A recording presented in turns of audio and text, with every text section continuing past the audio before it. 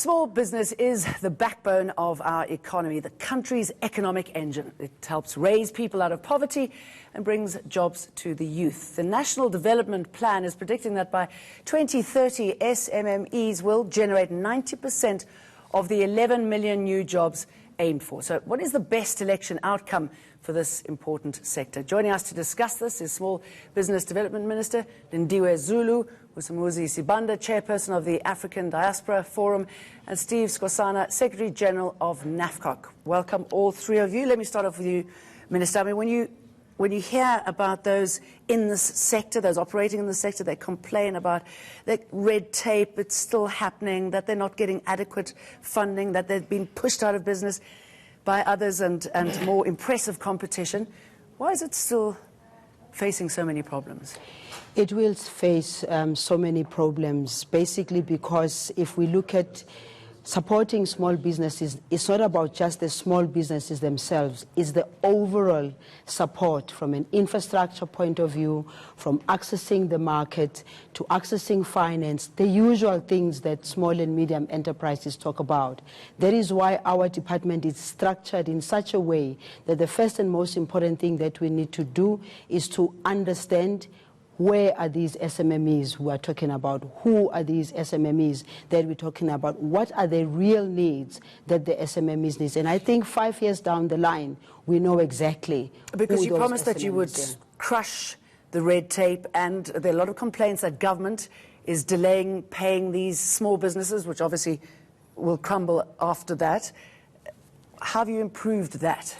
We have improved that first and foremost by ensuring that there's consciousness and understanding and appreciation of the importance of SMMEs across the board in government. Secondly, we're improving that by putting systems in place that will hold the officers who are responsible for paying accountable. That's why we have a system now of naming and shaming the departments that are not paying, but that's not adequate. Getting rid of some too. That's not enough, and getting rid of some too. Well, that's not enough. It's also about ensuring that everyone who sits behind the desk doesn't look at themselves and what they need to do, but look at the interests of the ones that they need to serve. It's clear 5 years down the line, some of the small businesses have collapsed because of poor payment, but many of them are surviving because we've raised the bar within government about ensuring that they are paid on time. Okay, Steve Skosana, have things improved? I mean, are you seeing better payments? Are you seeing a better space provided for small businesses? Certainly in some departments. And like what?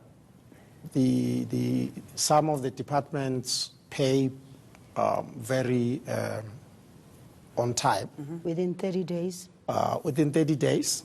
But also some have now got a system, depending on the project, where they could at least pay 50% of the job before it's completed. Okay, but are you seeing that these businesses, is it enough? Has there been enough change to accelerate small businesses and make them a lot more effective? There isn't enough change. There isn't enough change. We are far from having enough change, because small business is not static. It's growing. Every year there are new entrants in the market. And everyone who deals with small businesses must just understand that you might feel that every year you've got new people, because it is a growing sector of the economy. But necessarily, small business also, the definition of small business is too general, because I think if you categorize it per sector, you might end up with a better definition for each sector, because some of the sectors are doing well, some of the sectors are not doing well, but in general. Okay, Usumuzi Sibanda, I mean, representing foreigners here in South Africa, that's quite a challenge on the business front. What sort of impact are they making on local businesses? I mean, they seem to be a lot more successful than, and I know I'm generalizing here, than South African businesses. What is it that foreigners are bringing that we don't have? I think one of the maybe most important things is resilience.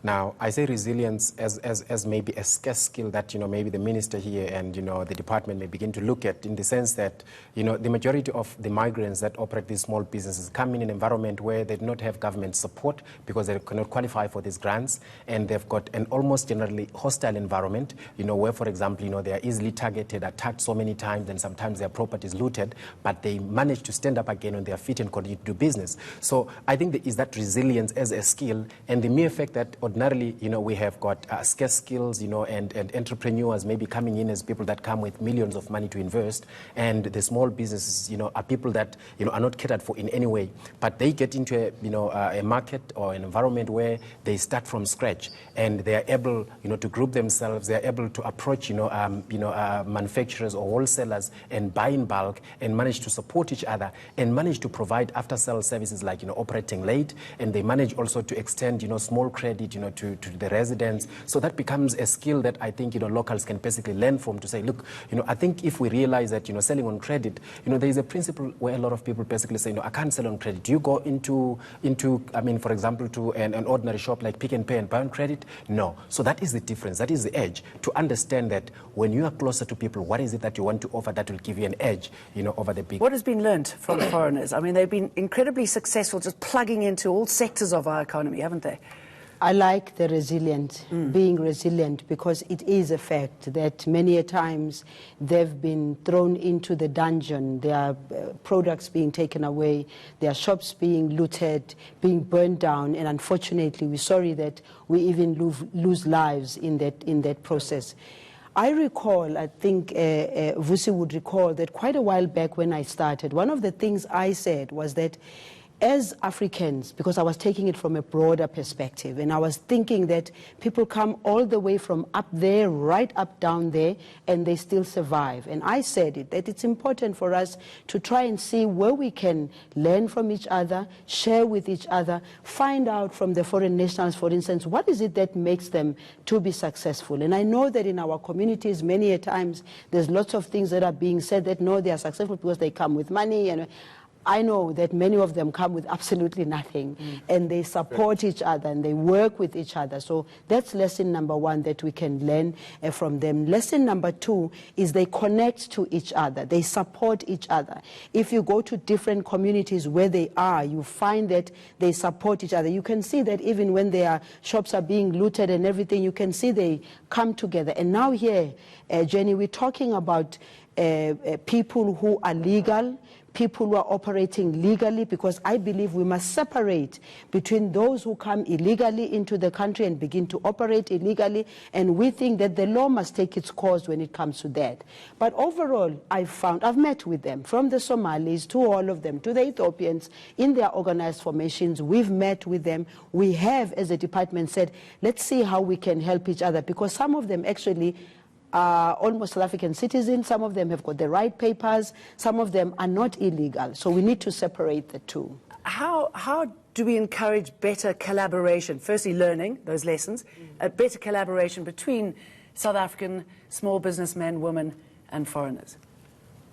Look, I think we need to qualify this. The success of foreign business in South Africa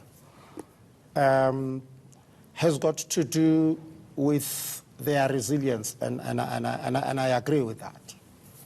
But also, they are not targeted like the South African businesses. In terms of compliance, nobody actually targets them because they are not known. Most of the time, they are not even registered, and then they just trade. We've also... And there are concerns that obviously some of them are not paying tax. So some of them are not paying tax. Prices. Some of them are not even banking their money. You don't meet them at the bank. You don't know where they bank their money. So there is a problem that there is unfair competition between the locals and the foreign businesses. So in other words, the foreign businesses, if you go to townships, they operate in small shops, but they also sleep inside that shop. But if you are a South African, in terms of the health and acts in South Africa, you can't sleep inside the shop. So those things are not monitored. and therefore their overheads are slightly lower than the overheads how is the monitoring? of the South African. Sorry, I can see you pulling faces there and clearly disagreeing. Look, I think there is a something very generic that is always said that, small businesses, for example, they manufacture, especially migrants, they manufacture their own products. That's why we had the fake, story of goods last year, and the minister came out to say, look, there's nothing called fake here because we really haven't seen that. And, the fact that, for example, they are evasive when it comes to tax. We're not saying that they are not there that evade tax. They are there. There are those like, what the minister mentioned that, probably they are not operating legally. But now that's putting a blanket, over the whole, case when we have got, migrant businesses that are operating quite well, that are growing quite big and managing, they are registered for tax purposes. Okay, sorry, let's move away a little bit from that, Minister, because we're running out of time. I mean, how do we sort of upscale the talent now so that everybody can benefit? The foreigners that are here and the South Africans who need to learn more and garner more skills? Firstly, the message that needs to go out to all South Africans is that we should move away from destruction, move away from burning, move away from violence, move away from all those things, and find a way of working with each other. And I think that this government of the African National Congress, by even putting up a Department of Small Business Development, was saying we need to do things in a different way now. Secondly, as a department working together with the Department of Trade and Industry, we are in agreement that there needs to be a registration. Government must know who is where, what are they doing, so the law must prevail. The regulatory environment must be created in such a way that we know who is where and what they are doing. Thirdly, we must speak to the retail, because one of the things that we've realized is that many of them, they go to macro, they go to all these people, they've got relationships with there, they go buy in bulk and they come back and they share with each other. In short, Jenny, all we're saying is that there are foreign nationals who live in South Africa who are legal, and those must not be a target of the things that we have seen. And then there are those who are illegal, and then we must deal with them differently. Absolutely. Minister Lindiwe Zulu, Vusimuzi Sibanda and Steve Skosana, thank you very much. Pleasure. That's our show for tonight. Checkpoint is up next.